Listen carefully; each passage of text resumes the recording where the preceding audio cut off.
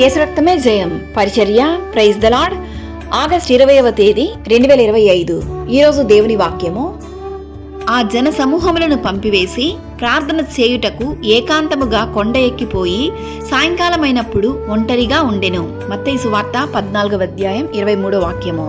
అవును క్రీస్తునందు ప్రియులారా, ఏకాంత ప్రార్థన విశ్వాసుల జీవితంలో ఎంతో ప్రాముఖ్యమైనది. ఆనాడు యేసుక్రీస్తు జన సమూహములను పంపివేసి ప్రార్థించుటకు ఏకాంతముగా కొండ ఎక్కిపోయి ప్రార్థించెను. ప్రార్థన అనగా దేవునితో మాట్లాడుట, దేవునితో సమయం గడుపుట.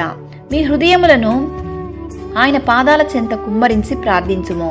నీ ప్రతి సమస్యకు పరిష్కార మార్గాన్ని ఆయన చూపిస్తాడు.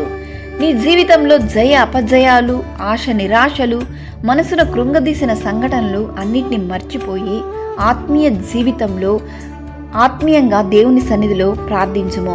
నీవు భరించిన అగ్ని బాధలన్నింటినీ తొలగించి నీ కన్నీళ్లను దేవుడు తుడిచివేసే సమయం ఆసన్నమైంది. దేవుని వాక్యం ఇలా సెలవిస్తుంది, నా ప్రార్థన మందిరంలో వారిని ఆనందింపజేసేదను అని.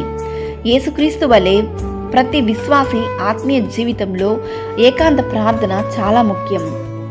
నీ కన్నిటిని ఆనంద బాష్పాలుగా మార్చేది నీ మోకాళ్ళ ప్రార్థనే. నీ నిందలను, అవమానములను, హేళనకరమైనటువంటి మాటలను మార్చి నిన్ను సంతోషంగా అందరి ఎదుట ఆశీర్వాదకరంగా ఉంచేది నీ ప్రార్థన మాత్రమే.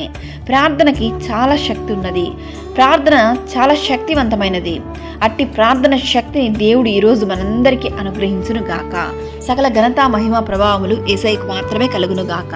ఆమేన్. God bless you.